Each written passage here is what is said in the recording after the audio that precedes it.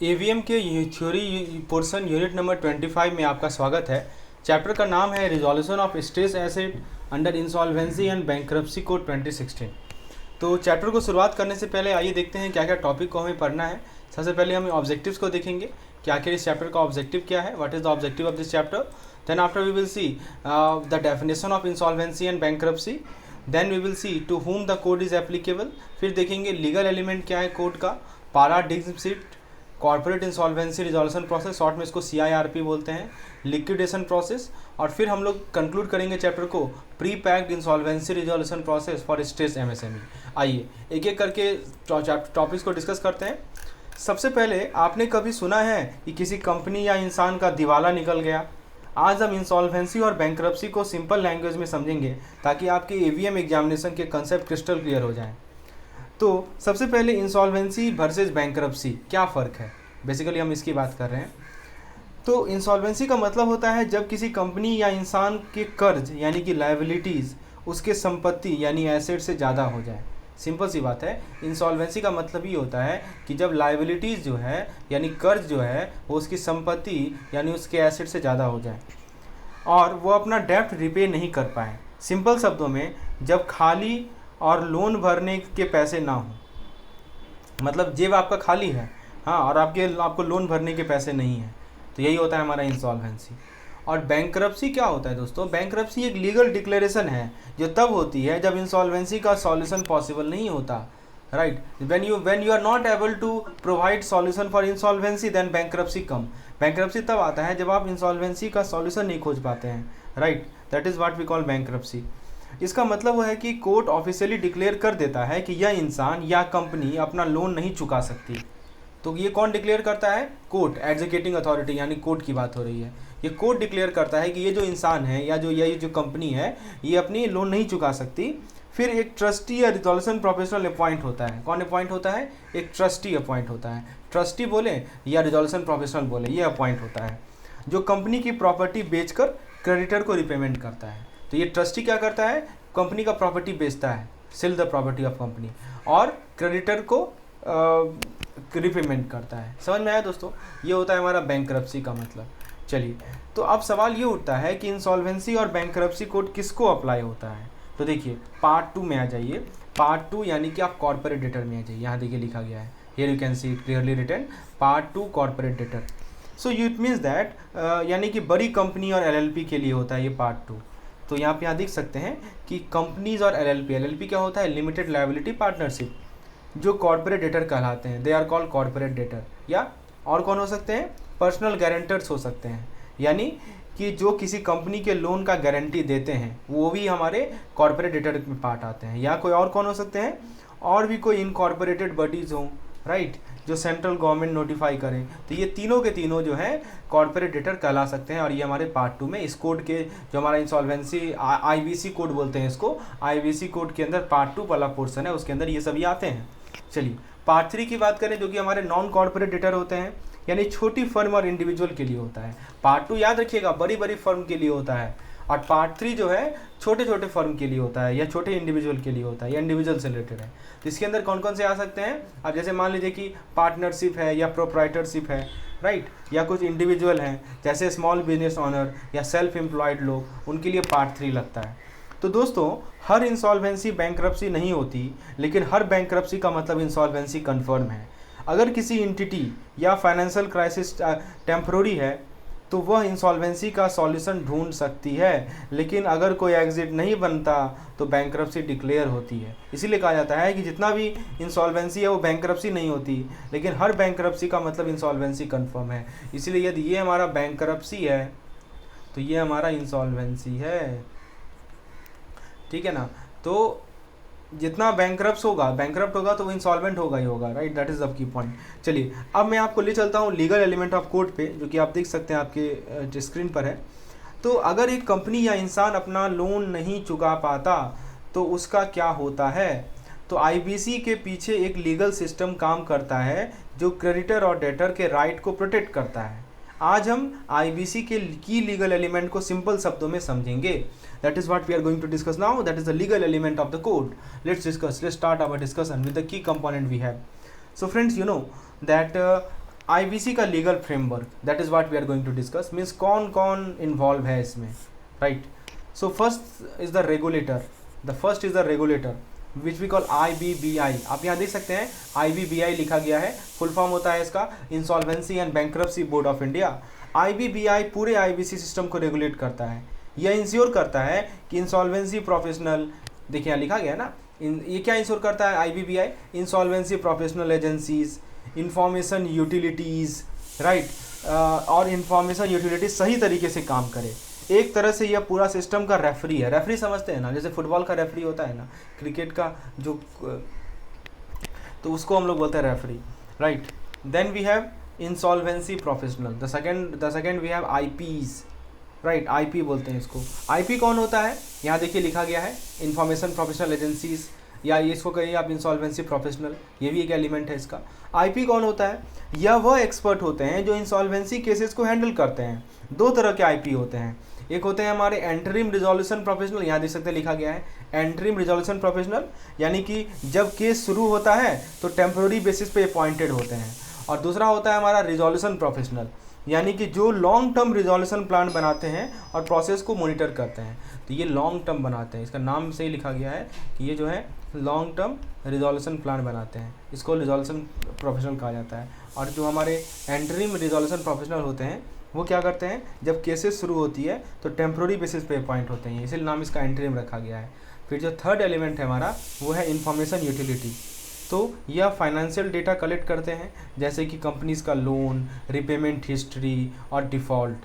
तो ये यूटिलिटीज़ वाले क्या काम करते हैं, फाइनेंशियल डेटा कलेक्ट करना, राइट। अब फाइनेंशियल डेटा में क्या हो सकता है, कंपनी ने कितना लोन लिया था, उसका रिपेमेंट हिस्ट्री कैसा रहा है, कुछ डिफ़ॉल्ट तो नहीं किया है कंपनी। तो ये इंश्योर करता है कि क्रेडिटर को सही फाइनेंशियल इन्फॉर्मेशन मिले, राइट। फिर आता है हमारे क्रेडिटर, यानी कि जिन्होंने पैसा दिया है। अब इसमें देखिए 2-3 क्लासिफिकेशन है।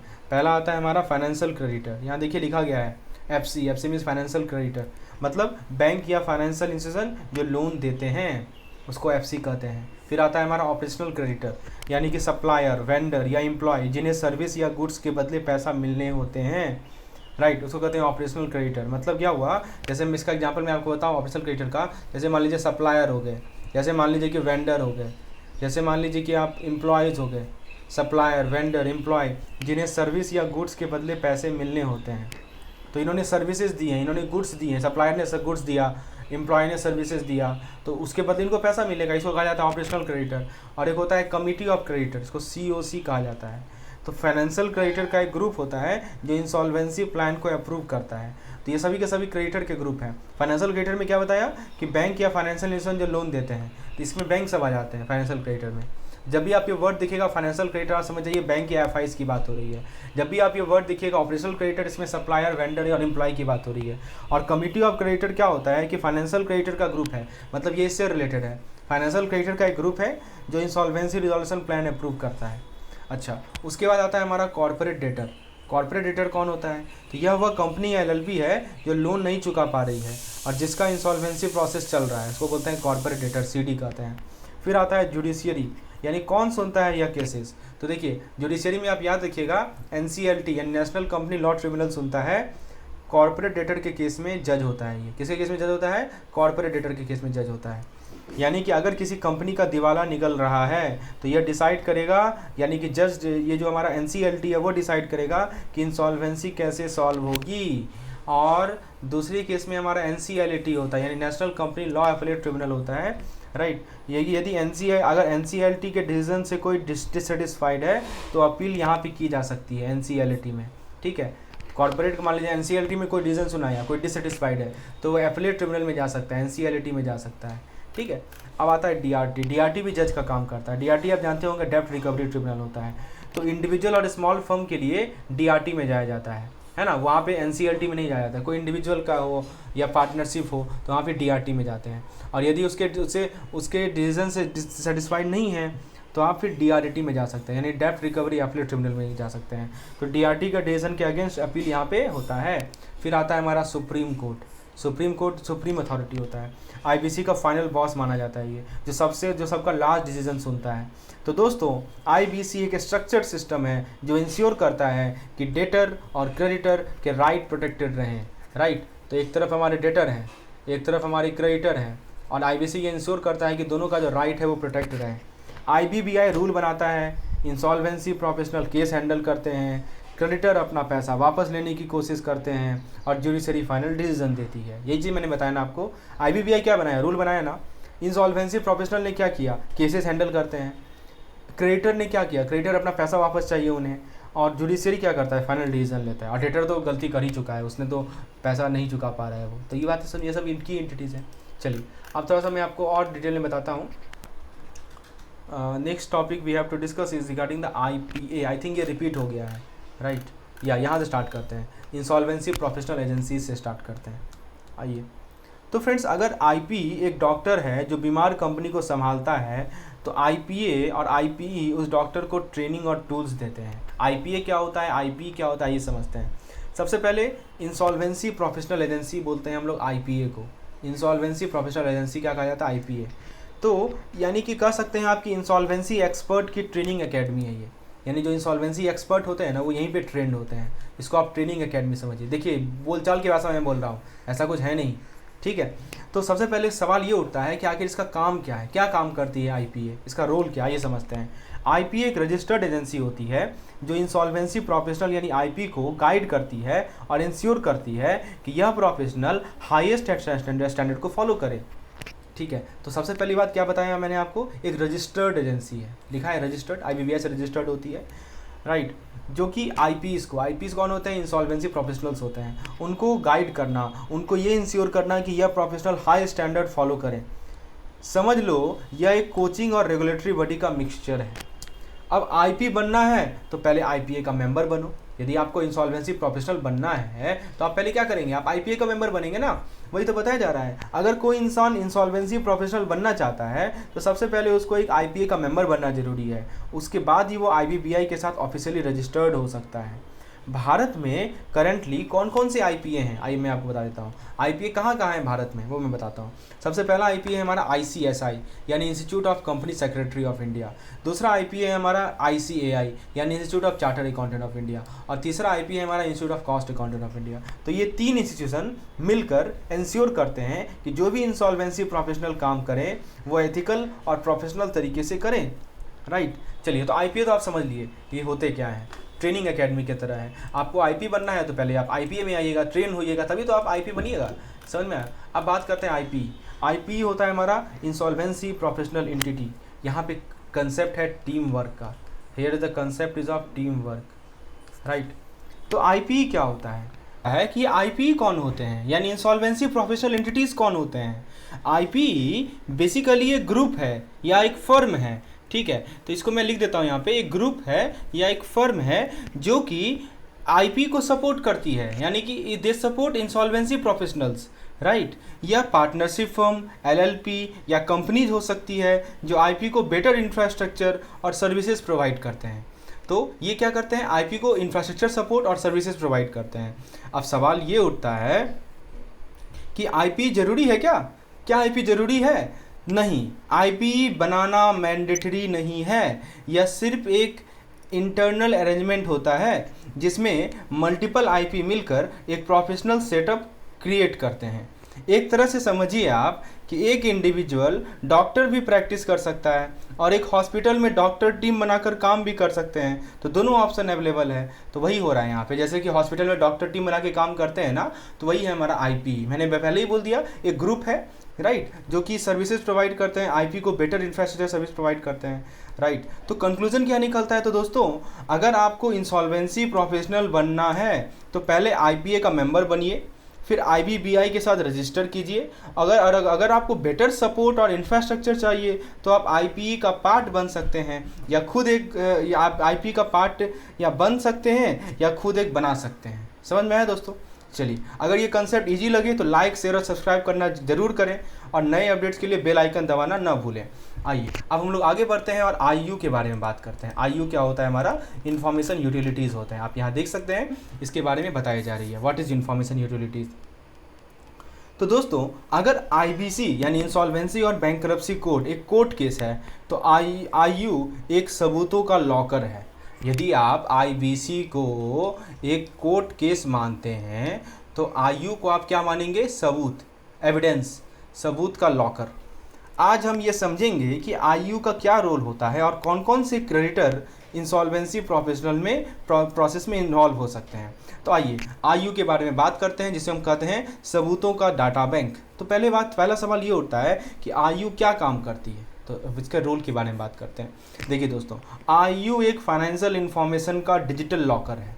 मैं एग्जांपल के तौर पे बता रहा हूँ, डिजिटल लॉकर है नहीं, it is a kind of digital locker, just wait a minute, digital locker for financial information, right, जिसमें सभी डेटर, सभी क्रेडिटर के लोन, रिपेमेंट, डिफ़ॉल्ट के रिकॉर्ड स्टोर होते हैं, राइट। तो जितने भी एंटिटीज़ हैं ना, यदि एंटिटीज़ की बात करें तो जितने भी डेटर्स हैं, जितने भी क्रेडिटर्स हैं, right, so all debtors, all creditors के रिकॉर्ड स्टोर होते हैं, रिपेमेंट के, डिफ़ॉल्ट के, लोन के, सभी के रिकॉर्ड यहाँ स्टोर होते हैं, राइट। तो एक डिजिटल लॉकर है जिसमें सभी डेटर और क्रेडिटर के लोन, रिपेमेंट और डिफ़ॉल्ट के रिकॉर्ड स्टोर होते हैं। यह bank, NBFC, ARC, corporate, firm, individual से डेटा कलेक्ट करता है। तो डेटा कहाँ से कलेक्ट करेगा ये IU?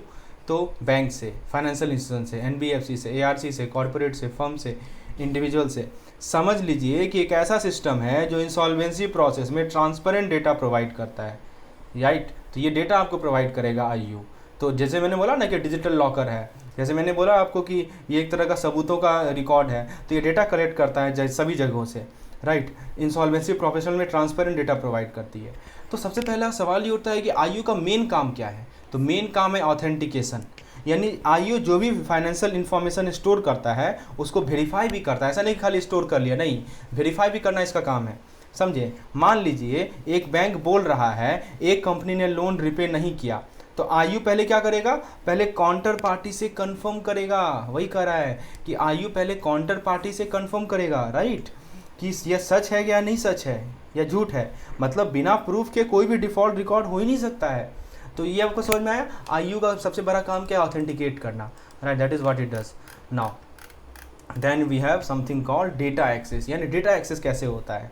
Information central application programming interface, full form आप याद रखेंगे, सेंट्रल एप्लीकेशन प्रोग्रामिंग इंटरफेस पे इंफॉर्मेशन के थ्रू ईजी एक्सेस की जा सकती है। यानी आपको इन्फॉर्मेशन लेना है तो CAPI का आप मदद ले सकते हैं, यानी सेंट्रल एप्लीकेशन प्रोग्रामिंग इंटरफेस का आप मदद ले सकते हैं। यह एक तरह से समझिए एक डिजिटल सिस्टम है जो इंसॉल्वेंसी प्रोफेशनल और अथॉरिटीज़ के लिए डेटा रिट्रीवल ईजी बनाता है। तो CAPI बेसिकली क्या करता है कि ये एक तरह से समझिए कि एक डिजिटल सिस्टम है। मैं यहाँ पे लिख देता हूँ, it is a kind of a digital system, right, it is a kind of a digital system which makes insolvency professional and authorities easier access to the data, right. ये एक system है, जैसे लाइब्रेरी होता है ना, उसी प्रकार का एक सिस्टम है। अब सवाल ये उठता है कि CIRP के लिए आईयू का सर्टिफिकेट ज़रूरी है, राइट। अगर किसी कंपनी को corporate insolvency resolution process initiate करना है तो आईयू का सर्टिफिकेट ऑफ डिफ़ॉल्ट अटैच करना कंपलसरी होता है। क्या कहते हैं सर्टिफिकेट को? Certificate of default. यानी किसी कंपनी को यदि CIRP इनिशिएट करना है तो उसको आईयू का सर्टिफिकेट ऑफ डिफ़ॉल्ट अटैच करना जरूरी होता है। यह प्रूफ होता है कि डेटर वाकई लोन रिपे नहीं कर रहा। समझ में आ रहा है आपको? तो पहले मान लीजिए कोई कंपनी है, उसको दिवालिया साबित करना है, उसको CIRP इनिशिएट करना है, तो पहले वो क्या करेगा कि पहले वो आईयू के पास जाएगा, आईयू को बोलेगा देखो मैं रिपे नहीं कर पा रहा हूँ, ऑथेंटिकेट करो इस बात को। तो आईयू अपने सोर्सेज से वेरीफाई करेगा, CAPI से डाटा लेगा, वेरीफाई करेगा और आईयू एक सर्टिफिकेट देगा जिसको हम लोग बोलते हैं सर्टिफिकेट ऑफ डिफ़ॉल्ट। तब जाके ये कंपनी CIRP को इनिशिएट कर सकता है। समझ में आया दोस्तों? सिंपल भाषा में समझा रहा हूँ। यदि चीज़ें समझ में आ रही हो तो एक लाइक जरूर कर दीजिएगा वीडियो को। हमारा मैक्सिमम वीडियो इसी प्रकार का होता है जिसमें मैं आपको सिंपल लैंग्वेज में चीज़ें समझाता हूँ ताकि आपको कुछ भी रटने का आवश्यकता ही नहीं पड़े, राइट। एक बार पढ़ें तो एक आपको दिमाग में बैठ जाए वो चीज़ें। आइए आगे बढ़ते हैं। अब जरा बात की जाए क्रेडिटर और कमिटी ऑफ क्रेडिटर, जिसको COC बोलते हैं। यानी आप क्रेडिटर की बात करें या कमिटी ऑफ क्रेडिटर की बात करें, राइट, जिन्होंने पैसा दिया है। क्रेडिटर वही होता है ना जो पैसा देता है। चलिए, क्रेडिटर दो तरह के होते हैं, मैंने आपको पहले ही बताया था, एक बार फिर से बता दूं। एक होते हैं हमारे फाइनेंशियल क्रेडिटर, राइट, यानी कि जो कंपनी को लोन देते हैं जिससे कोई ट्रेडिंग ट्रांजैक्शन इन्वॉल्व नहीं होता, राइट, जो कंपनी को लोन देते हैं जिसमें कोई ट्रेड ट्रांजैक्शन इन्वॉल्व नहीं होता। यहाँ साफ साफ लिखा हुआ है विदाउट ट्रेड ट्रांजैक्शन, राइट। जैसे बैंक या फाइनेंशियल इंस्टीट्यूशन जो लोन देते हैं जिसमें रिपेमेंट टर्म फिक्स होते हैं, राइट, बताइए आपको। दूसरा होता है ऑपरेशनल क्रेडिटर। ऑपरेशनल क्रेडिटर को शॉर्ट में हम लोग OC कहते हैं। ये कौन होते हैं? यह कंपनी को गुड्स या सर्विस क्रेडिट पे देते हैं या पहले एडवांस पेमेंट करते हैं, यहाँ पे ट्रेड ट्रांजैक्शन हो रहा है। तो जैसे मान लीजिए कुछ सप्लाई किया गुड्स या सर्विस दिया, क्रेडिट उधार पे दे दिया कंपनी को, या नहीं तो पहले से एडवांस पेमेंट करता है। तो जैसे मान लीजिए सप्लायर, वेंडर या एम्प्लॉय जिन्हें पैसा मिलना होता है। अब बात करते हैं COC की। तो एम्प्लॉय भी आता है ऑपरेशनल क्रेडिटर में, ये भी आपको पता होना चाहिए। चलिए COC क्या होता है? तो देखिए दोस्तों, COC एक फाइनेंशियल क्रेडिटर का ग्रुप होता है। मैंने पहले भी आपको बताया था कि COC बेसिकली एक ग्रुप होता है किसका? फाइनेंशियल क्रेडिटर का, यानी कि अलग कुछ है नहीं, ये फाइनेंशियल क्रेडिटर का ही एक ग्रुप है जो CIRP प्रोसेस में डिसीजन लेता है और रिजोल्यूशन प्लान अप्रूव या रिजेक्ट करता है। समझ लीजिए कि एक ज्यूरी है जो डिसाइड करता है कि कंपनी का क्या होगा। तो FC का बेसिकली एक ग्रुप होता है COC, जो कि डिसाइड करेगा कि कंपनी का क्या होगा, राइट। तो दोस्तों, information utility that is IU एक इंसॉल्वेंसी का डिजिटल एविडेंस लॉकर है जो इंश्योर करता है कि लोन डिफ़ॉल्ट का प्रूफ ऑथेंटिक हो। और क्रेडिटर इंसॉल्वेंसी प्रोसेस के इंपॉर्टेंट पार्ट होते हैं, जिसमें फाइनेंशियल क्रेडिटर, ऑपरेशनल क्रेडिटर दोनों का रोल होता है। चलिए अब थोड़ा सा मैं आपको COC के फॉर्मेशन के बारे में बता दूं। देखिए दोस्तों, अगर इंसॉल्वेंसी रिजोल्यूशन एक कोर्ट रूम ड्रामा है तो कमिटी ऑफ क्रेडिटर उसकी ज्यूरी है। ज्यूरी समझते हैं ना आप, राइट, जो डिसाइड करते हैं क्या होगा कंपनी का, दैट इज कॉल्ड ज्यूरी। तो यदि आप समझिए कि जो इंसॉल्वेंसी रिजोल्यूशन एक कोर्ट रूम का ड्रामा है, तो COC कौन है? उसके ज्यूरी है, राइट। तो यह कमेटी डिसाइड करती है कि कंपनी का क्या होगा, बचाया जाएगा या बिक जाएगा। आज हम COC के रोल और इंसॉल्वेंसी का डिसीजन मेकिंग प्रोसेस को सिंपल लैंग्वेज में समझेंगे। आइए, COC यानी कंपनी के फ्यूचर का डिसीजन मेकर, ठीक है। COC का फॉर्मेशन कैसे होता है, कैसे ये COC बनता है? ये बात तो पता है कि FC से बनता है, यानी फाइनेंशियल क्रेडिटर से बनता है। देखिए दोस्तों, जब हम कंपनी की बात करें तो कंपनी का मतलब आप समझिए कि वो कॉर्पोरेट डेटर होगा। आपसे CD वर्ड बोलेंगे, ना कि कंपनी बोलेंगे। CD वर्ड मतलब कि कंपनी की बात हो रही है। जब कोई कंपनी या कॉर्पोरेट डेटर इंसॉल्वेंसी प्रोफेशनल में चली जाती है तो एक इंटरिम रिजोल्यूशन प्रोफेशनल अपॉइंटेड होता है। जैसे मान लीजिए कोई कंपनी है, वो इंसॉल्वेंसी में चली गई, राइट, तो फिर क्या हो, किसका फॉर्मेशन होगा? IRP का। IRP इंटरिम रिजोल्यूशन प्रोफेशनल का अपॉइंटमेंट होता है। यह क्रेडिटर के क्लेम के बेसिस पर COC फॉर्म करता है, यानी क्रेडिटर क्लेम करेगा ना, तो उसके बेसिस पर COC फॉर्म करता है IRP, ठीक है। तो लिखा है ना, based on the claim from creditor. Creditor claim कर रहा है कि देखो मेरा पैसा नहीं लौटाया, तो फिर क्या होगा? IRP का फॉर्मेशन होता है, IRP अपॉइंट होता है। एक IRP यानी एक इंटरिम रिजोल्यूशन प्रोफेशनल अपॉइंट होगा on the basis of claims of creditor, ठीक है।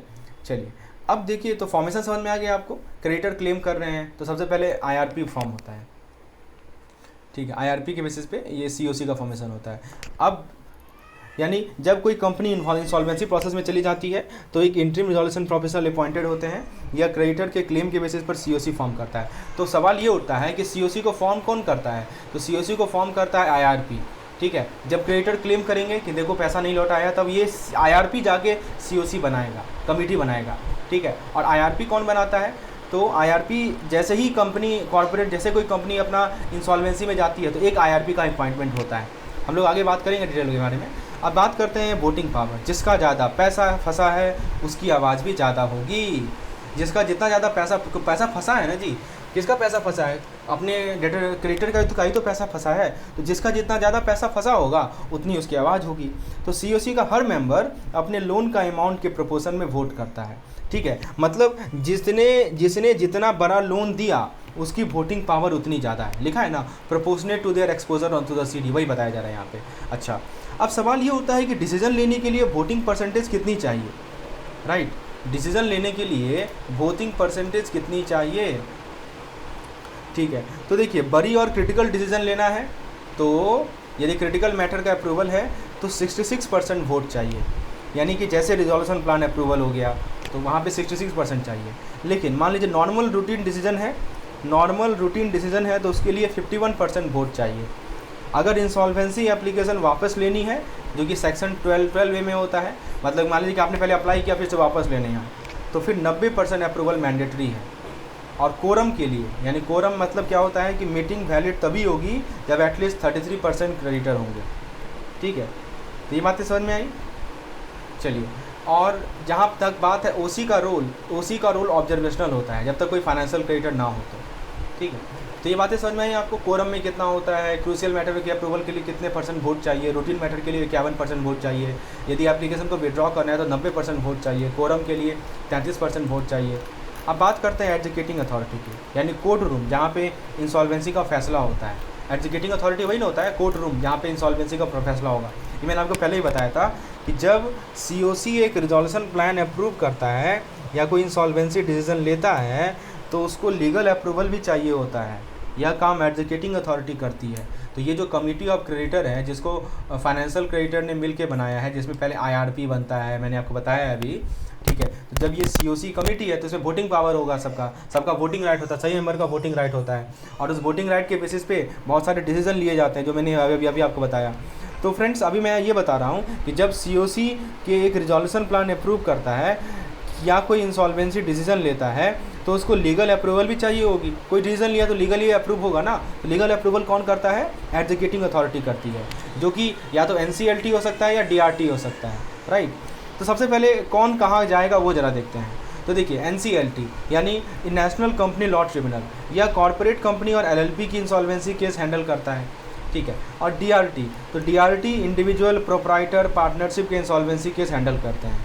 अब सवाल ये होता है कि अगर NCLT और DRT के डिसीजन पसंद नहीं आए तो, मान लीजिए कि NCLT DRT ने डिसीजन दिया, हमको पसंद नहीं है, तो क्या करेंगे हम? तो फिर अपील फाइल कर सकते हैं NCLT में, जो कि होता है national company law appellate tribunal. यहाँ पे A मतलब हो गया एपेलेट, ये आपको पता होना चाहिए, A मतलब होता है एपेलेट, ठीक है। तो NCLT या NCLT के ऑर्डर के अगेंस्ट अपील सुनता है। और दूसरा होता है DRAT, जो कि डेप्ट रिकवरी एपेलेट ट्रिब्यूनल होता है, यह DRT के डिसीजन के अगेंस्ट अपील सुनता है। तो दोस्तों, अभी हमने क्या सीखा उसके बाद समराइज़ कर लेते हैं कि COC एक डिसीजन मेकिंग कमेटी है जो डिसाइड करती है एक इंसॉल्वेंट कंपनी का क्या होगा। यह मेनली फाइनेंशियल क्रेडिटर का ग्रुप होता है जिसमें वोटिंग पावर पैसे फंसने के प्रपोर्शन में होता है, और फाइनल डिसीजन जो है NCLT या DRT पास करती है, जिसका अपील NCLT या DRT में किया जा सकता है। तो अगर आपको ये ब्रेकडाउन हेल्पफुल लगा तो लाइक ज़रूर कर दीजिए, ताकि इस तरह के वीडियोस आपको टाइम टू टाइम मिलते रहें, आपको कंसेप्चुअल क्लैरिटी मिले बिना ज़्यादा एफर्ट लगाए। आइए आगे बढ़ते हैं, अब बात करते हैं पाराडिजिम शिफ्ट की। चलिए दोस्तों IBC यानी इंसॉल्वेंसी एंड बैंक्रप्सी कोड, जो कि आप यहाँ देख सकते हैं लिखा गया है। IBC आने से पहले कंपनी के मालिक यानी कि डेटर खुद अपनी कंपनी को चलाते थे, चाहे उनका लोन डिफ़ॉल्ट हो या ना हो, राइट। तो IBC जब नहीं था तब क्या होता था कि जो हमारे कंपनी के मालिक होते थे, यानी जो डेटर होते थे, जिन्होंने लोन लिए रखा है, वो खुद अपनी कंपनी को चलाते थे, राइट, चाहे उनका लोन डिफ़ॉल्ट हो या ना हो, लिखा है ना। चलिए, लेकिन जैसे IBC आया, IBC एक गेम चेंजर बना। अब सिस्टम डेटर इन पोजीशन से क्रेडिटर इन कंट्रोल बन गया है। देखिए, पहले था डेटर इन पोजीशन, अब हो गया है creditor in control sorry friends, में शिफ्ट हो गया है। मतलब अब पैसा देने वाला, पैसा कौन देता है? पैसा देता है क्रेडिटर, यानी पैसा देने वाला डिसाइड करेगा कि कंपनी का क्या होगा। पहले मालिक खुद डिसाइड करते थे कि मेरी कंपनी का क्या होगा, लेकिन अब जो पैसा दे रहा है वो डिसाइड करेगा कंपनी का क्या होगा। आज हम पाराडिजिम शिफ्ट और CIRP को इजी लैंग्वेज में समझेंगे। देखिए, मालिक नहीं, अब क्रेडिटर कंट्रोल करेंगे, यही शिफ्ट हुआ था, समझे। पहले मालिक कंट्रोल करता था, अब क्रेडिटर कंट्रोल करेगा। पहले क्या होता था कि अगर कंपनी लोन डिफ़ॉल्ट करती थी तब भी उसके ओरिजिनल प्रमोटर उसको चला रहे थे, ठीक है ना। पहले क्या होता था कि जो हमारे ओरिजिनल प्रमोटर होते थे उस कंपनी के, यदि कंपनी डिफ़ॉल्ट भी कर रही है तो वही उसको चला रहे थे। लोन को क्या होगा, कैसे रिपे होगा, सब कुछ उन्हीं के हाथ में था। लेकिन IBC के बाद क्या बदला?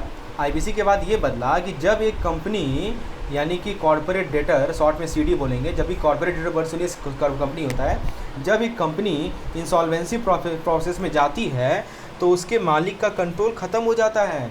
यही शिफ्ट हुआ IBC आने के बाद, यानी कि CEO की तरह कंट्रोल, यानी कि जो IRP होता है, मैंने आपको IRP के बारे में बताया था पिछली बार कि जो IRP होता है उसको पहले अपॉइंट किया जाता है। जैसे कोई कंपनी इंसॉल्वेंसी में जाती है तो ये जो IRP अपॉइंटमेंट जैसे होता है ना, तो IRP जो है CEO की तरह कंट्रोल ले लेता है, कंपनी का CEO बन जाता है। CEO समझते हैं ना, चीफ एग्जीक्यूटिव ऑफिसर, राइट।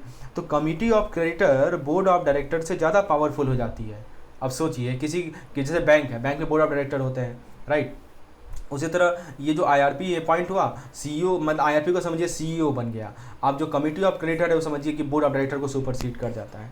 तो committee of creditor board of director से ज़्यादा पावरफुल हो जाते हैं जिन्होंने पहले डिफ़ॉल्ट किया है, यानी जो ओरिजिनल प्रमोटर हैं या उनसे रिलेटेड जो पार्टीज़ हैं, लिखा है ना कि जो हमारे ओरिजिनल प्रमोटर्स हैं और रिलेटेड पार्टीज़ हैं जिन्होंने पहले डिफ़ॉल्ट किया है, वो आप कंपनी को खरीद भी नहीं सकते। समझ रहे हो, removing their ownership and control, यही कहा जा रहा है कि जो ओरिजिनल प्रमोटर और रिलेटेड पार्टीज़ हैं जिन्होंने कंपनी को जिन्होंने पहले डिफ़ॉल्ट किया है, यानी कि ओरिजिनल प्रमोटर और रिलेटेड पार्टी, वो आप कंपनी को खरीद भी नहीं सकते। मतलब जो पैसा दे रहा है अब वो डिसाइड करेगा कि कंपनी चलेगी या बिकेगी। समझ में आ रहा है, यही होता है। चलिए, तो ये बातें आपको समझ में आई। तो अभी पहला कंसेप्ट तो क्लियर हो गया ना। हमारा क्या क्वेश्चन का आंसर हमने मिला, हमारा क्वेश्चन में आंसर मिला कि आईबीसी के कारण शिफ्ट क्या आया। पहले डेटर के हाथ में था, अब क्रेडिटर के हाथ में है। अब मैं आपको समझाता हूँ कि सीआईआरपी यानी कॉर्पोरेट इंसॉल्वेंसी रिजोल्यूशन प्रोसेस कैसे स्टार्ट होता है। देखिए, सीआईआरपी ट्रिगर कब होता है, पहले ये समझिए। यहाँ पे ट्रिगर की बात की जा रही है। देखिए दोस्तों, सबसे पहले ये समझिए कि जब एक कंपनी 1 करोड़ या उससे ज़्यादा का डिफ़ॉल्ट करती है तो इंसॉल्वेंसी प्रोसेस स्टार्ट हो सकता है। तो 1 करोड़ से ऊपर का यदि डिफ़ॉल्ट कोई कंपनी करे तो इंसॉल्वेंसी प्रोसेस वहाँ से स्टार्ट हो सकता है। अब सवाल ये उठता है कि सीआईआरपी स्टार्ट कौन कर सकता है, who can start the CIRP. तो देखिए, सबसे पहले स्टार्ट कर सकता है फाइनेंशियल क्रेडिटर। फाइनेंशियल क्रेडिटर कौन होता है, जो कंपनी को लोन दिया है। कंपनी को जो लोन देता है उसको बोलते हैं हम लोग फाइनेंशियल क्रेडिटर। जैसे कि बैंक हो गए, जैसे कि हमारे एनबीएफसीज हो गए, जैसे कि हमारे फाइनेंशियल इंस्टीट्यूशंस हो गए, राइट। ये सभी फाइनेंशियल क्रेडिटर है। तो सीआईआरपी को ये लोग इनिशिएट कर सकते हैं। दूसरा कौन इनिशिएट कर सकता है, ऑपरेशनल क्रेडिटर इनिशिएट कर सकता है, यानी कि जो गुड्स या सर्विस प्रोवाइड करता है, जैसे सप्लायर, वेंडर, एम्प्लॉय। और कॉर्पोरेट डेटर खुद भी कर सकता है, यानी कि खुद कॉर्पोरेट डेटर भी अपनी इंसॉल्वेंसी डिक्लेयर कर सकती हैं, यानी जिसने लोन डिफ़ॉल्ट किया है। ठीक है, चलिए अब देखिए प्रोसेस स्टार्ट कैसे होती है वो ज़रा समझिए कि एनसीएलटी समझते हैं ना, नेशनल कंपनी लॉ ट्रिब्यूनल। तो नेशनल कंपनी लॉ ट्रिब्यूनल में एप्लीकेशन फाइल करनी होती है। ठीक है, उसके बाद क्या करना होता है, डिफ़ॉल्ट का मतलब सिर्फ पूरा पैसा ना देना नहीं, बल्कि पार्शियल नॉन पेमेंट भी डिफ़ॉल्ट में आता है। यदि याद रखिएगा कि डिफ़ॉल्ट का मतलब ये नहीं हुआ कि आपने पूरा ही पैसा नहीं दिया, यदि आपने पार्शियली भी पेमेंट नहीं किया है तो वो भी डिफ़ॉल्ट माना जाता है। ठीक है, अगर किसी कंपनी के बैंक अकाउंट स्टैंडर्ड एसेट भी हैं तब भी थर्ड पार्टी सीआईआरपी स्टार्ट कर सकती है। ठीक है, चाहे कंपनी का अकाउंट स्टैंडर्ड एसेट में ही क्यों ना हो, फिर भी जो है थर्ड पार्टी जो है सीआईआरपी को इनिशिएट कर सकती है। मतलब डिफ़ॉल्ट का कोई एक्सक्यूज़ नहीं चलेगा, जो भी पैसा नहीं दे रहा है उसके अगेंस्ट एक्शन हो सकती है। ये नहीं चलेगा कि अरे हम तो पैसा आपको दिए हैं, कुछ पार्ट बाकी है, that doesn't matter, right. That is what we are going to discuss now. तो दोस्तों, आईबीसी के आने से कंपनी के मालिक का कंट्रोल खत्म हो गया है और क्रेडिटर की पावर बढ़ गई है। अब सीआईआरपी सिर्फ 1 करोड़ का डिफ़ॉल्ट होते ही इनिशिएट हो सकता है, चाहे डिफ़ॉल्ट पूरा हो या आधा हो। और जो प्रोमोटर्स कंपनी डुबा चुके हैं उनको वापस लेने का चांस नहीं मिलेगा। आई होप आपको क्लियर हो गया होगा चीज़ें। चलिए अब आगे बात करते हैं हम लोग। आई थिंक ये रिपीट हो गया है। ओके, रिजोल्यूशन प्लान में डायरेक्टली हम लोग चलते हैं, right. So let's talk about the resolution plan and before that मैं आपको ये भी समझा दूँ ये जो है, अच्छा उसके बाद हम लोग रिजोल्यूशन पर आगे बात करेंगे। यहाँ देखिए, यहाँ क्या कहा जा रहा है, सीआईआरपी के प्रोसेस का रिव्यू बताया जा रहा है। तो देखिए, the applicant either financial creditor और corporate debtor must propose an interim resolution plan. Obvious सी बात है, तो जो एप्लीकेंट है, चाहे वो एप्लीकेंट, मैंने बोला ना कोई भी अप्लाई कर सकता है, एफसी हो या सीडी हो या ओसी हो। ठीक है, सबसे पहले वो आईआरपी को प्रपोज करेगा, right, interim resolution professor propose करेगा। और यदि एफसी और सीडी है तो आईआरपी प्रपोज करेगा, यदि ओसी है तो आईआरपी प्रपोज करना ऑप्शनल है, नहीं भी कर सकेगा तो चलेगा। अब यहाँ जो प्रीफिक्स है इंटरिम, बार बार आप देखेंगे आईआरपी में इंटरिम लिखा गया है। इस इंटरिम का मतलब है कि केवल सीओसी ही एक रेगुलर आरपी को बाद में अपॉइंट करेंगे। तो ये इंटरिम है, कुछ दिनों की, कुछ क्षण के लिए है, लेकिन जो सीओसी होते हैं वो फाइनल आरपी को अपॉइंट करते हैं, रिजोल्यूशन प्रोफेशनल को। अब जैसे अपॉइंटमेंट हो गया आईआरपी का, तो आईआरपी जो है सीईओ का पावर ले लेता है, मैंने आपको पहले ही बता दिया है। और जो बोर्ड ऑफ डायरेक्टर हो जाता है, और जो हमारे सीओसी है वो बोर्ड ऑफ डायरेक्टर हो जाता है। समझ में? ठीक है, अब मोरेटोरियम की बात करते हैं। तो एनसीएलटी डिक्लेयर करता है एक moratorium from the commencement of, जिस दिन से इंसॉल्वेंसी स्टार्ट हुआ उस दिन से एनसीएलटी मोरेटोरियम डिक्लेयर करता है।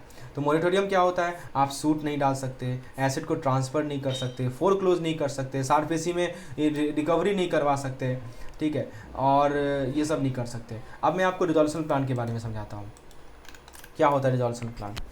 ठीक है। देखिए, जब एक कंपनी इंसॉल्वेंसी में चली जाती है ना, तो उसको कैसे बचाया जाए या बिकने दिया जाए, यह डिसाइड करने के लिए रिजोल्यूशन प्लान काफ़ी इंपॉर्टेंट होता है। उसे बचाना है या उसे बेचना है, क्या करना है, तो ये डिसाइड करने के लिए आरपी का बहुत इंपॉर्टेंट रोल होता है। तो आज हम रिजोल्यूशन प्लान और सीआईआरपी टाइमलाइन को एकदम सिंपल लैंग्वेज में समझेंगे, आपको एकदम क्रिस्टल क्लियर हो जाएगा। अभी तक सब कुछ क्रिस्टल क्लियर है कि नहीं है? बिल्कुल है, तो एक लाइक जरूर बनता है। चलिए स्टार्ट करते हैं। रिजोल्यूशन प्लान क्या होता है? देखिए, रिजोल्यूशन प्लान का मेन पर्पस क्या है कि कंपनी को रिवाइव करना या उसके एसेट को एफिशिएंटली यूज करना। जब हम बात करते हैं रिजोल्यूशन प्लान की, इसका मेन पर्पस क्या है कि कंपनी को रिवाइव करना। यहाँ पे साफ साफ आप देखेंगे लिखा गया है कंपनी को रिवाइव करना या उसके एसेट को एफिशिएंटली यूज करना, राइट। अगर पॉसिबल हो तो क्रेडिटर का पैसा वापस दिलवाना, यदि पॉसिबल हो तो। समझ में आया? या तो आप कंपनी को रिवाइव कर दीजिए या उसके एसेट को एफिशिएंटली यूज कर लीजिए, या यदि पॉसिबल हो तो आप क्रेडिटर को पैसा वापस दिलवा दीजिए ना। यही तो काम है रिजोल्यूशन प्लान का। प्लान बनाया जाता है। अब सवाल होता है कि इसके अंदर क्या क्या होना चाहिए। आइए देखते हैं इसके अंदर क्या क्या होना चाहिए। सबसे पहले इंसॉल्वेंसी रिजोल्यूशन प्रोसेस का, यानी इंसॉल्वेंसी प्रोसेस का जो भी कॉस्ट है उसका पेमेंट सबसे पहले होगा। ठीक है, जो भी खर्चा आया है इंसॉल्वेंसी प्रोसेस में उसका पेमेंट होगा। दूसरी बात, ऑपरेशनल क्रेडिटर यानी जो ओसीज होते हैं, जो कंपनी को सर्विस या गुड्स देते हैं, उसको फाइनेंशियल क्रेडिटर से पहले पैसा मिलेगा। ये सबसे इंपॉर्टेंट है। प्रेफरेंस किसको मिल रहा है? ओसी को, एम्प्लॉयज़ को मिल रहा है, सप्लायर को मिल रहा है, वेंडर को मिल रहा है, as compared to financial creditor.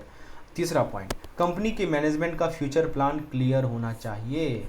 और चौथा पॉइंट, प्लान इंप्लीमेंट कैसे होगा, कौन सुपरवाइज करेगा, यह भी डिफाइन होना चाहिए। समझ में आया दोस्तों? मतलब एक स्ट्रक्चर्ड अप्रोच बनानी होती है ताकि कंपनी या तो रिकवर हो जाए या फिर ऑर्डरली एग्जिट हो जाए। ये प्लान बनाना होता है। समझ में आ गया दोस्तों? तो रिजोल्यूशन प्लान में क्या क्या चीज़ होता है, किसको प्रेफरेंस मिलता है, ठीक है, ये सभी चीज़ क्लियर हो गई। चलिए अब उसके बाद हम थोड़ा सा आपको टाइम नॉर्म्स के बारे में बता देते हैं, यानी सीआईआरपी टाइमलाइन बता देते हैं। बेसिकली यहाँ पे बात की जा रही है सीआईआरपी टाइमलाइन की। Let me highlight this point, super important, here it is now.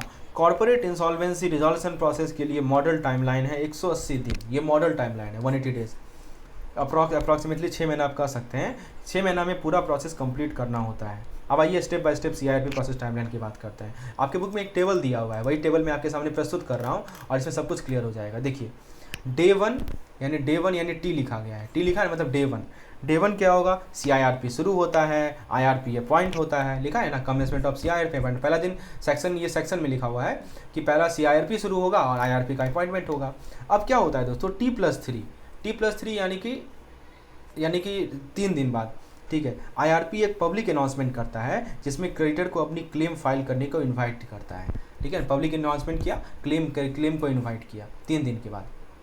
अच्छा, उसके बाद जो 14वां दिन होता है, ठीक है, जिस दिन टीआरपी फंड उसके 14 दिन में क्या होगा कि क्रेडिटर अपनी क्लेम सबमिट कर देते हैं, यानी उनको समय दिया जाता है कि तुम्हारा जो भी क्लेम है उसको सबमिट करो 3 से लेकर 14 दिन के बीच में। ठीक है, अच्छा, क्लेम सबमिट कर दिया। अब क्या होता है समझिए, T+30 जो हमारी committee of, just wait a minute, अच्छा यहाँ पे कमिटी ऑफ क्रेडिटर की बात यहाँ हो रही है। चलिए इसको हम बाद में देखते हैं। सबसे पहले उसके बाद देखिए क्या होता है T+14 में। हाँ, T+14 में क्या होता है कि सबमिशन ऑफ क्लेम, हाँ, और क्लेम सबमिशन का समय 90 दिन तक होता है। उसके बाद क्या होता है T+21 क्लेम का वेरिफिकेशन होगा। जो भी क्लेम मिला है उसका वेरिफिकेशन होता है T+21 में, 21 दिन के अंदर। जो भी रेगुलेशन 12(1) में हमें क्लेम मिला उसका वेरिफिकेशन होगा। ठीक है, अब क्या होगा, और जो रेगुलेशन 12(2) में हमें क्लेम मिला उसका वेरिफिकेशन होता है T+97 मतलब 97 दिन के अंदर। अब क्या होता है कि अपॉइंटमेंट ऑफ AR होता है, application for appointment of AR within 2 से, जैसे क्लेम का वेरिफिकेशन हो गया तो AR का अपॉइंटमेंट होगा। ठीक है, उसके बाद क्या होगा, एक report certifying constitution of COC। अब COC का एस्टेब्लिशमेंट होता है। देखिए यहाँ पे जो लिखा है ना, T+23 में COC का कॉन्स्टिट्यूशन होगा। और T+30 में क्या होता है, यहाँ देखिए T+30 में क्या होता है, जस्ट वेट अ मिनट, हाँ यहाँ आप देख सकते हैं कि कमिटी ऑफ क्रेडिटर का पहला मीटिंग होता है जो डिसाइड करेगा कि कौन आरपी होगा, आरपी कौन होगा, ये डिसाइड करना होता है T+30 में। फिर T+40 में क्या होता है, पहला मीटिंग कब होता है, T+30 में होता है, 30 दिन बाद होता है। ठीक है, यानी 1 महीना बाद। फिर उसके बाद आरपी का अपॉइंटमेंट होता है। ठीक है, एग्जीक्यूटिंग अथॉरिटी के अप्रूवल पे आरपी का अपॉइंटमेंट होता है कि आरपी कौन बनेगा। ठीक है, उसके बाद T+40 में क्या होता है, अगर मान लीजिए आरपी अपॉइंट नहीं होता है तो आईआरपी ही आरपी का रोल टेम्पोररी कंटिन्यू करेगा। तो रिजोल्यूशन प्रोफेशनल आईआरपी जो है वही आरपी का रोल कंटिन्यू करेगा T+40 में।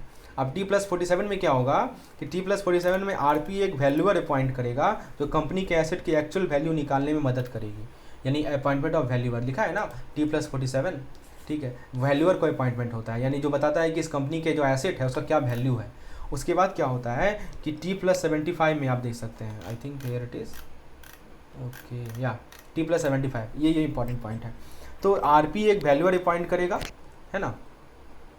RP चेक करेगा कि कहीं कोई फ्रॉडलेंट या प्रेफरेंशियल ट्रांजेक्शन तो नहीं हुआ है, ये होता है T+75 में। और T+115 दिन में क्या होता है कि RP to make determination on preferential and other transaction.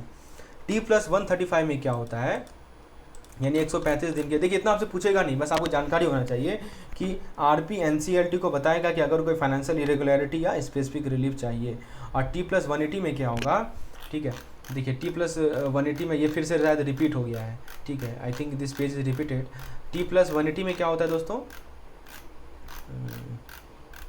Okay, finally जो है T+180 में CIRP के स्ट्रक्चर प्रोसेस पूरा आइडियली कंप्लीट हो जाना चाहिए, मतलब CIRP के स्ट्रक्चर टाइमलाइन के अंदर ही कंप्लीट होना चाहिए। तो दोस्तों रिजोल्यूशन प्लान एक रोड मैप होता है जो कंपनी को रिवाइव या एग्जिट करना होता है, राइट। एक बार मैं आपको फिर से बता दूंगा ये चीज़, क्योंकि यहाँ बुक में आप देखेंगे ना कि 2 टेबल बनाया हुआ है, तो ये जो दूसरा टेबल एडिशनल की डेडलाइन वाला, ये भी मैं आपको समझा देता हूँ, राइट। तो हमने क्या देखा कि CIRP के स्ट्रक्चर टाइमलाइन के अंदर ही कंप्लीट होना चाहिए, राइट। तो रिजोल्यूशन प्लान एक रोड मैप होता है जो कंपनी को रिवाइव या एग्जिट करने का प्रोसेस को स्मूथ बनाता है। अगर CIRP 180 दिन के अंदर कंप्लीट नहीं होता है तो कंपनी लिक्विडेशन में चली जाती है। तो आइए मैं आपको कुछ की डेडलाइन और बता दूँ, राइट। तो जैसे कि मैंने आपको बताया कि वैल्यूअर का अपॉइंटमेंट हुआ यहाँ पे, शायद यहाँ से छूट गया था लिंक, ओके, यहाँ पे फिर से बता देता हूँ। देखिए सबसे पहले क्या होगा, सेक्शन 12 है, इसमें कहा जा रहा है कि वैल्यूअर को अपॉइंट करना है RP के अपॉइंटमेंट के 7 दिन के अंदर, लेकिन 47 डे से पहले, राइट। तो आपको वैल्यूअर को क्या करना है, अपॉइंट करना है। मतलब जैसे ही रिजोल्यूशन प्रोफेशनल अपॉइंट होता है तो RP को 7 दिन के अंदर एक एक्सपर्ट वैल्यूअर ढूंढना है, पर ओवरऑल प्रोसेस का डेडलाइन 47 डेज है। तो अगर आप प्रोसेस के स्टार्ट से 47 दिन के अंदर नहीं करते तो डिले हो जाएगा, देरी हो जाएगा। फिर क्या है, सबमिशन ऑफ विड्रॉल एप्लीकेशन, देखिए यहाँ लिखा है ना, सबमिशन ऑफ विड्रॉल एप्लीकेशन, यानी कि विड्रॉल एप्लीकेशन सबमिट करना है EOI। EOI क्या होता है, EOI जानते हैं ना, एक्सप्रेशन ऑफ इंटरेस्ट बोलते हैं इसको। EOI इशू होने से पहले आपको विड्रॉल एप्लीकेशन सबमिट करना है। यह स्टेप तब आता है जब कोई क्रेडिटर या पार्टी अपने विड्रॉल एप्लीकेशन फाइल करना चाहती है, यानी विड्रॉ करना चाहती है। ध्यान रहे, यह एप्लीकेशन तभी फाइल करना है जब EOI इशू होने से पहले हो, मतलब टाइमिंग बहुत क्रूशियल है। उसके बाद आता है COC to dispose withdrawal application.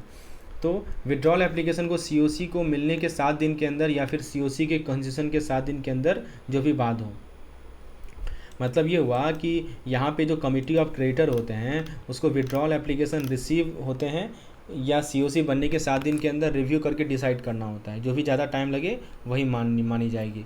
उसके बाद होता है क्या हमारा next point, filing withdrawal application approved by COC।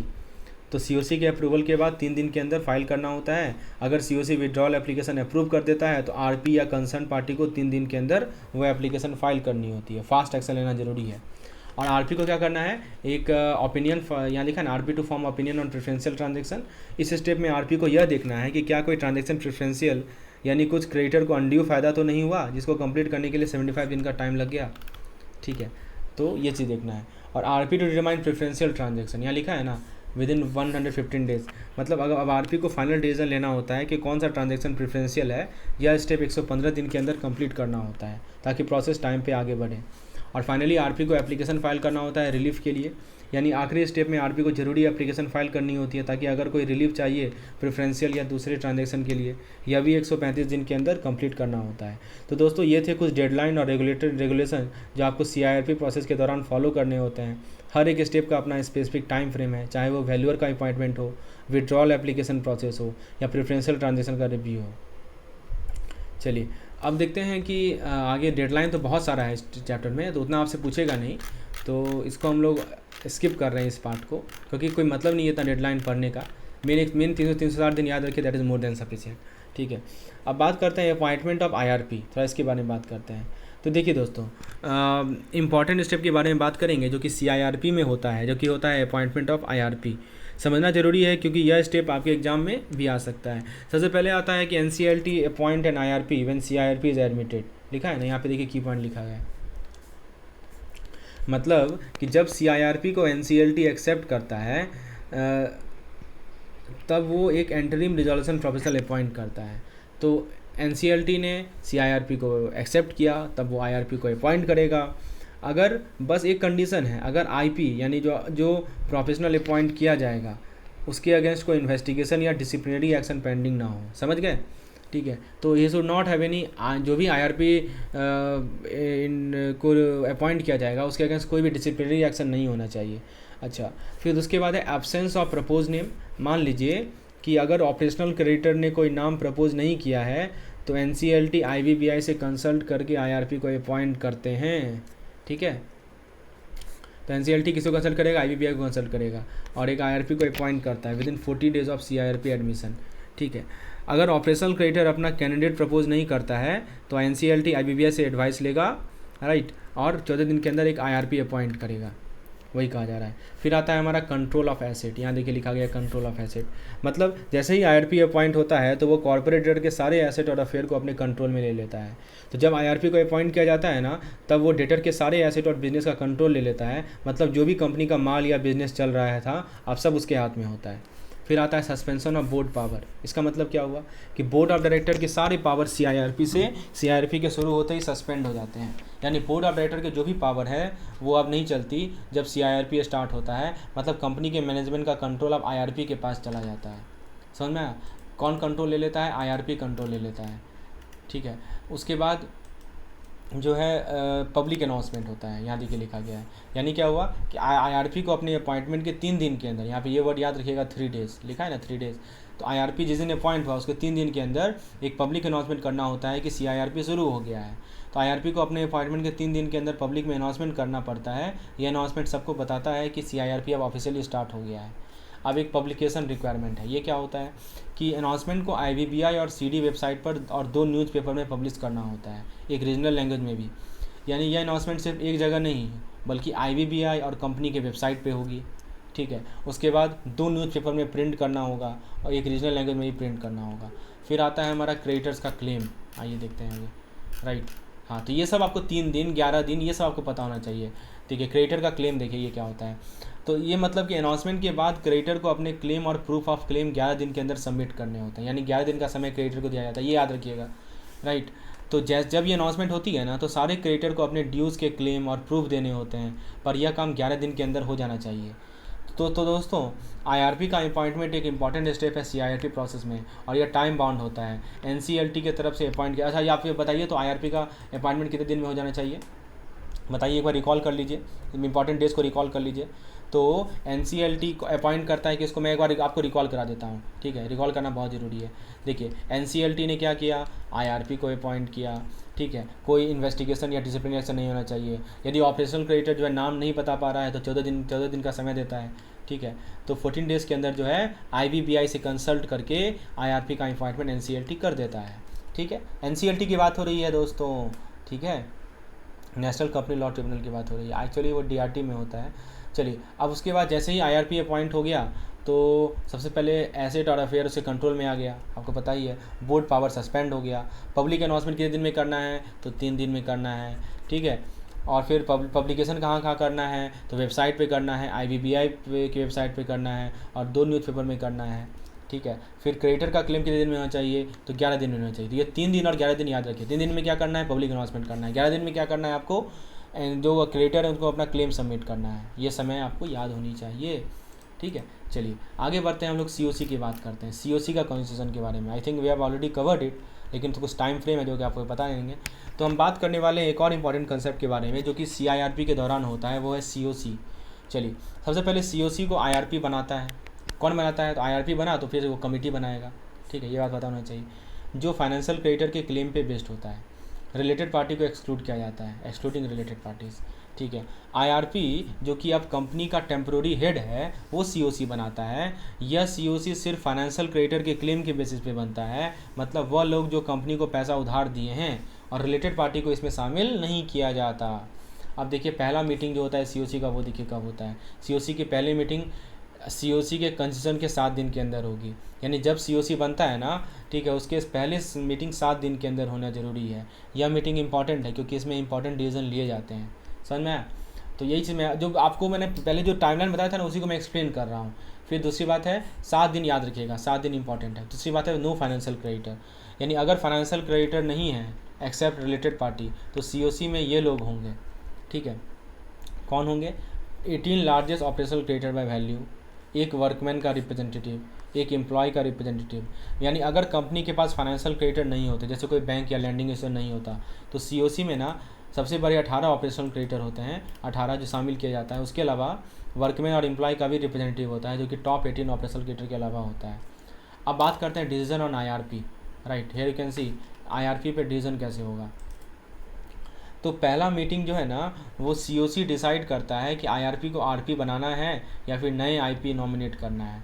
वो 66% मेजोरिटी के वोट से करता है। यानी कि क्या हम IRP को ही IP बना दें या एक नया RP को नॉमिनेट करें, राइट। तो यहाँ यानी कि COC की पहले मीटिंग में यह डिसीजन होता है कि IRP को परमानेंट RP बना दिया जाए या फिर किसी और IP को नॉमिनेट किया जाए। बेसिकली हमें बनाना क्या है? रिजोल्यूशन प्रोफेशनल बनाना है। तो क्या इस इंटरिम रिजोल्यूशन प्रोफेशनल को ही RP बनाना है या किसी और को नॉमिनेट करना है? तो यह डिसीजन जो है, जो 66% लोग वोट करेंगे, जो भी मैक्सिमम वोट आएगा वह वैसे उसके बेसिस पे डिसाइड होगा। अच्छा, अगर IRP को रिप्लेस करना है तो IRP COC रिजोल्यूशन और RP का कंसेंट लेटर NCLT के पास भेजता है। तो IRP क्या करेगा? COC का जो रिजोल्यूशन आया है उसको और कंसेंट लेटर को NCLT के पास भेजेगा, ठीक है। तो अगर COC डिसाइड करती है कि IRP को रिप्लेस करना है, तो IRP COC रिजोल्यूशन प्रिपेयर करता है, RP का कंसेंट लेटर NCLT को भेजता है। अब आता है वैल्यूअर का अपॉइंटमेंट, यानी RP को 7 दिन के अंदर, अब RP बन चुका है आपका, RP को 7 दिन के अंदर 2 IBBI रजिस्टर्ड वैल्यूअर अपॉइंट करने होते हैं, जो कंपनी के फेयर वैल्यू और लिक्विडेशन वैल्यू को डिटरमाइन करते हैं। यानी RP को 7 दिन के अंदर IBBI रजिस्टर्ड वैल्यूअर अपॉइंट करने होते हैं, जो कंपनी की वैल्यू, मतलब कंपनी का असली माल कितना है, और लिक्विडेशन वैल्यू, यानी अगर कंपनी बंद कर दी जाए तो उसके एसेट की वैल्यू कितनी होंगी, वही दोनों चीज़ डिसाइड होती है। ये दोनों आपको पता होना चाहिए, ये फेयर वैल्यू क्या है और लिक्विडेशन वैल्यू क्या है। लिक्विडेशन वैल्यू मतलब कि अगर कंपनी को बंद कर दिया जाए तो उसका एसेट का वैल्यू कितना होता है। अच्छा, दूसरी बात एक और याद रखिएगा, वैल्यूएशन कॉन्फिडेंशियलिटी, मतलब वैल्यूएशन के रिजल्ट कॉन्फिडेंशियल रखने होते हैं और सिर्फ COC मेंबर को NDA के थ्रू दिखाया जाता है। NDA यानी जब कंपनी की वैल्यूएशन होती है ना, तो उसके रिजल्ट को सीक्रेट रखा जाता है, सिर्फ COC मेंबर को यह रिजल्ट मिलते हैं। NDA, आप पूछेंगे NDA क्या होता है?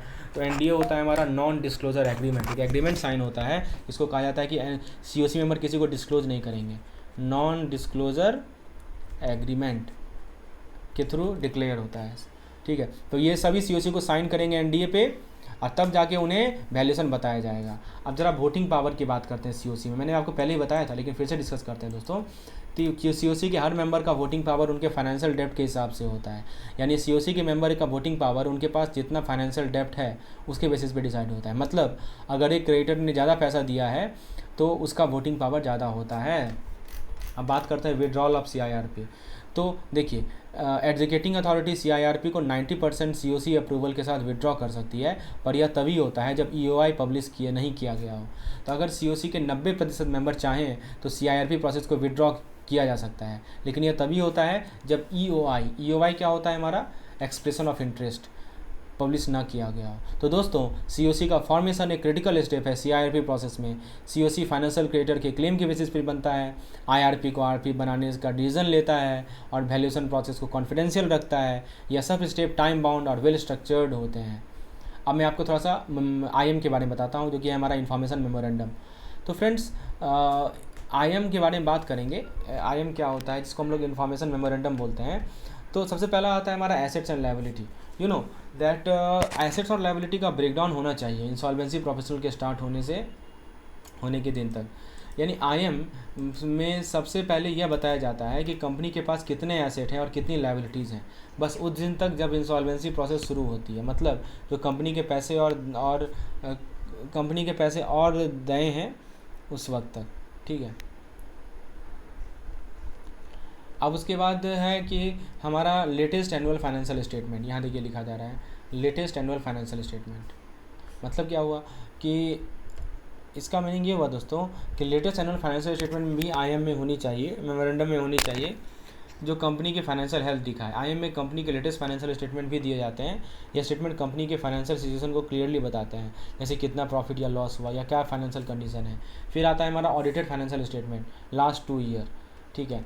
तो आपको जो IM मिलेगा उसमें पिछले 2 साल के ऑडिटेड फाइनेंशियल स्टेटमेंट भी होंगे। ये स्टेटमेंट इंडिपेंडेंट ऑडिटर के द्वारा चेक किए जाते हैं और कंपनी की फाइनेंशियल क्रेडिबिलिटी दिखाती है। फिर आता है लिस्ट ऑफ क्रेडिटर, IM में होता है, यानी कि IM में क्रेडिटर का लिस्ट दिया जाता है, मतलब जो लोग कंपनी से पैसा लेने वाले हैं इसमें उनका क्लेम्ड अमाउंट यानी कितना पैसा वो क्लेम कर रहे हैं, एडमिटेड क्लेम कितना है, लिखा है ना कि उनका क्लेम अमाउंट, उनका एडमिटेड क्लेम यानी कि क्या उनका क्लेम एक्सेप्टेड है, और अगर किसी ने सिक्योरिटी दिया है तो सिक्योरिटी इंटरेस्ट की डिटेल भी होती है। फिर आता है रिलेटेड पार्टी डेप्ट, यानी अगर कंपनी के रिलेटेड पार्टी जैसे प्रमोटर या पार्टनर को कंपनी ने पैसे दिए हैं तो उसकी डिटेल भी IM में दिखाई जाती है, या बताया जाता है कि किसी रिलेटेड पार्टी को कंपनी ने कितना पैसा लेना है या देना है। फिर आता है डिटेल ऑफ गारंटी, यानी कि IM में यह भी बताया जाता है कि कंपनी ने किस गारंटी को अपने नाम पे लिया है, जैसे अगर कंपनी ने किसी लोन या डेब्ट के लिए गारंटी दी है तो उसका पूरा डिटेल दिया जाता है। फिर आता है स्टेक होल्डर, यानी कि IM में उन लोगों के नाम और एड्रेस दिए जाते हैं जो कंपनी में 1% या उससे ज़्यादा ऑनरशिप रखते हैं, या लोग कंपनी के इंपॉर्टेंट शेयर होल्डर होते हैं, राइट, इसको बोलते हैं स्टेक होल्डर। फिर आता है वर्कफोर्स डिटेल, यानी कि दोस्तों IM में कंपनी के एम्प्लॉय और वर्कर की डिटेल भी होती है, जैसे कितनी वर्कर हैं और कंपनी के उनके लिए लायबिलिटी क्या है। फिर आता है एडिशनल रिलेवेंट इन्फॉर्मेशन, यानी अगर कोई और ज़रूरी इन्फॉर्मेशन है तो RP को लगता है कि COC या इन्वेस्टर को जाननी चाहिए तो वो भी IM में इंक्लूडेड होती है। तो दोस्तों हमने क्या देखा कि इन्फॉर्मेशन मेमोरेंडम एक इंपॉर्टेंट डॉक्यूमेंट होता है जिसमें कंपनी के financial, liabilities, creditor, related party सभी के बारे में डिटेल होती है। इसका पर्पज़ होता है कि जो भी रिजोल्यूशन प्रोसेस में इन्वॉल्व होते हैं उनको कंपनी के ट्रू फाइनेंशियल कंडीशन समझ में आए। तो दोस्तों आज की वीडियो को हम यही समाप्त करते हैं। अगला वीडियो पेड मेंबर के लिए अवेलेबल रहेगा। यदि आप इस तरह के एक्सप्लेनेशन चाहते हैं जो कि आपको चीज़ें दिमाग में जल्दी घुसें, आसानी से घुसें, तो आप मुझे व्हाट्सएप कर सकते हैं इस पार्टिकुलर नंबर पर पेड कंटेंट के लिए, जो कि बहुत ही नॉमिनल कॉस्ट है। वीडियोस प्लान मात्र 200 रुपये में आपको मिलता है। तो और भी बहुत सारे प्लान हैं, आप मुझे व्हाट्सएप कर सकते हैं इस नंबर पर। पार्ट 2 वीडियो लेक्चर जल्दी मैं अपलोड करूँगा।